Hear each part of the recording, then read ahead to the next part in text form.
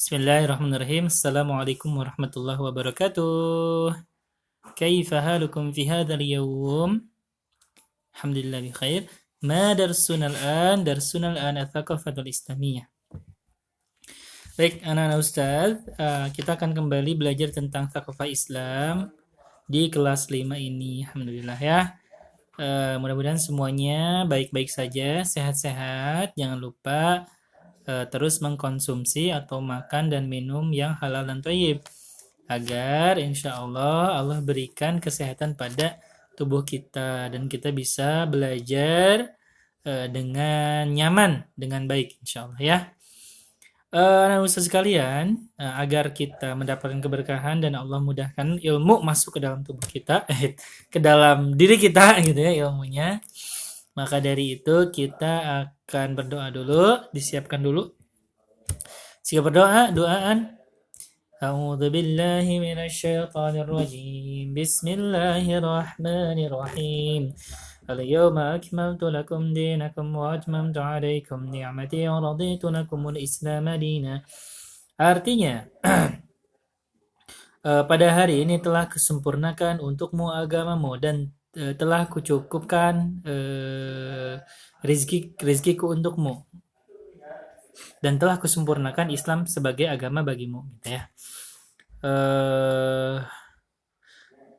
Wa qala Nabi sallallahu alaihi wasallam may yuridillahu bihi khairan yufaqihu fid din. Artinya barang siapa yang Allah itu meridhoi menganugerahkan kebaikan kepada seseorang, maka ia akan Allah faqihkan dalam agama ya.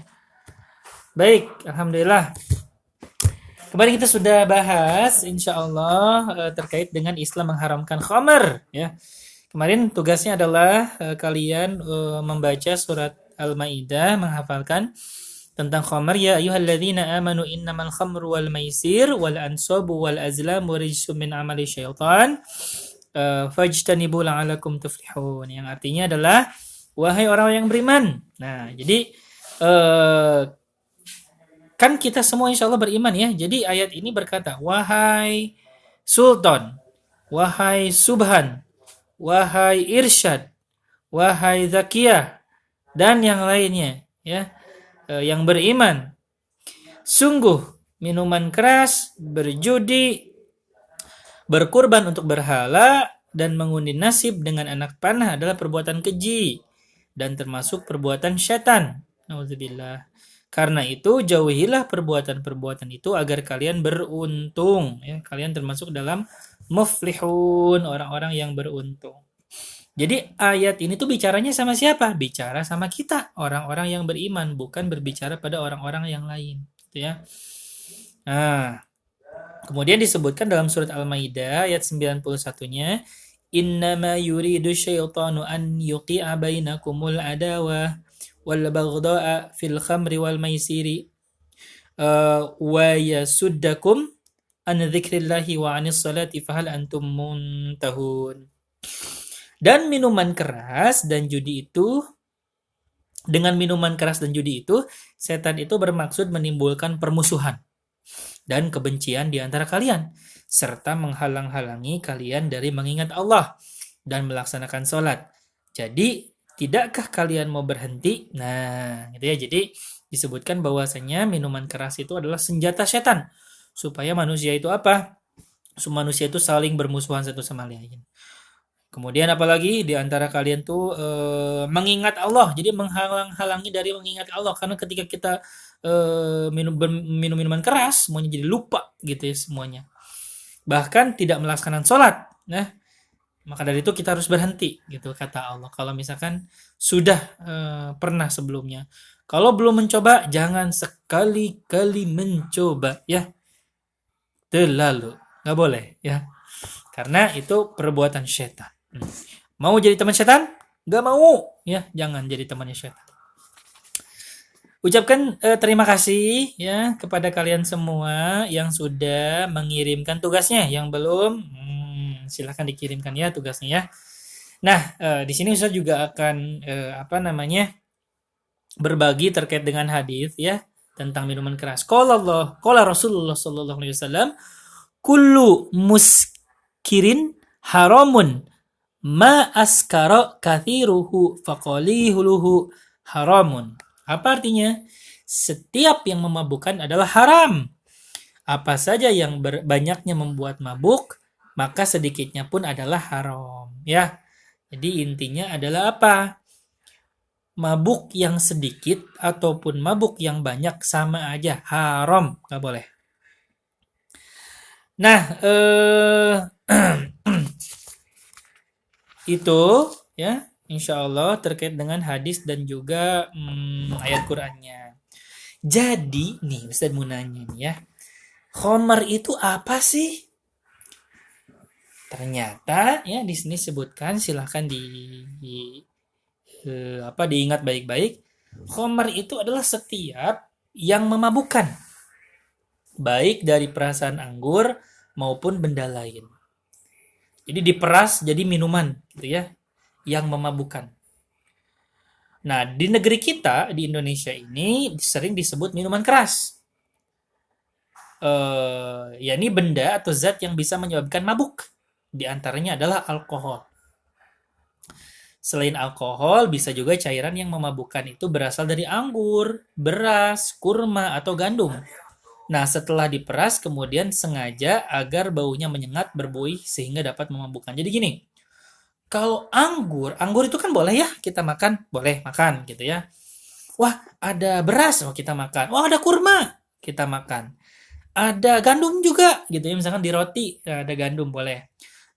Tapi ya kalau misalkan si anggur ini sudah diproses ya lagi sehingga menjadi minuman, kemudian di dalamnya terkandung alkohol yang bisa membuat kita mabuk ya, tidak ingat gitu ya.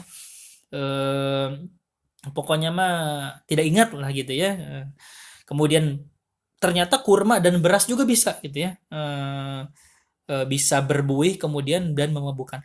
Maka itu menjadi minuman keras. Dan hukumnya adalah haram. Gitu. Alkohol yang sering digunakan dalam berbagai minuman keras itu sebetulnya untuk apa coba? Ternyata itu merupakan zat yang bisa digunakan untuk kesehatan gitu ya. Seperti itu. Alat-alat medis, contoh misalkan mencuci alat-alat yang setelah dipakai operasi itu pakai alkohol gitu ya. Terus apa lagi? Banyak lah gitu ya. Tapi ketika alkohol itu diminum atau dikonsumsi sehingga kita mabuk. Misalkan, waduh, mabuk. Setelah mabuk, orang yang mabuk itu biasanya ini ya, kalau misalkan ketoel sedikit, langsung, kamu ngapain? Misalkan langsung akhirnya berantem sama orang mabuk. Bahkan bisa jadi membunuh ya. Nauzubillah teman nauzubillah, karena ketika kita mabuk pikiran kita itu nggak normal, tapi pikiran kita itu jadi hilang kesadaran gitu.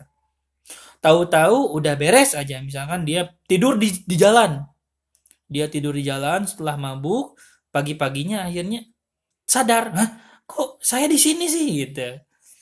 Dia juga nggak tahu nih apa yang sudah dia lakukan, perbuatan haram apalagi yang sudah dia lakukan. Biasanya ketika sudah mengkonsumsi minuman beralkohol, kesadarannya hilang, bisa jadi membunuh, bisa jadi mencuri, merampok, kemudian dan sebagainya. Itu ya banyak sekali gitu. Maka dari itu jangan sekali-kali kita sebagai orang yang beriman mencoba-coba minuman keras. Nggak boleh kayak gitu. Nah, ternyata alkohol itu berbahaya bagi tubuh kita. Ya, insya Allah kita akan bahas nanti ya di pertemuan selanjutnya. Tapi Ustaz akan kasih bocoran nih. Jadi berbahayanya apa contoh? Alkohol itu pertama, merusak jantung kita. Jantung itu penting ya. Kalau jantung berhenti berdenyut bisa meninggal. Yang kedua, jadi di dalam tubuh kita ada yang kemudian disebut dengan pankreas. Nah, pankreas itu akan mengalami peradangan, membesar. Nah, itu juga bahaya. Kemudian merusak otak. Wah, otak kita jadi rusak. Bahkan daya tangkap dan sebagainya gitu ya. Jadi rusak. Infeksi paru-paru, paru-parunya infeksi. Kerusakan lever, hati. Hati itu berfungsi untuk menyerap racunnya. Kalau hatinya rusak, wah, nauzubillah. Ginjal rusak. Jadi ginjal itu untuk apa ya? Air ya, berfungsi untuk air, untuk urin, aliran kalau kita pipis dan sebagainya. Coba kalau rusak, itu kan organ-organ penting, paru-paru untuk bernapas dan sebagainya. Nah, itu. Jadi itu merupakan apa namanya? eh, Akibat dari minuman keras kalau misalkan masuk ke dalam tubuh kita, ya. Makanya mengerikan ya. Makanya jangan. Di samping kata Allah, jangan, nggak boleh, itu haram. Kemudian kita juga bisa mendapatkan informasi nih. Ternyata ke dalam tubuh kita juga nggak bagus. Maka dari itu jangan. Oke. Baik, itu dia ya. Insya Allah nanti kita akan apa namanya lanjutkan di pertemuan selanjutnya. Yuk kita berdoa. Siapa berdoa? Doaan astaghfirullahaladzim astaghfirullahaladzim astaghfirullahaladzim subhanakallahumma wa bihamdika asyhadu an la ilaha illa anta astaghfiruka wa atubu ilaik. Assalamualaikum warahmatullahi wabarakatuh.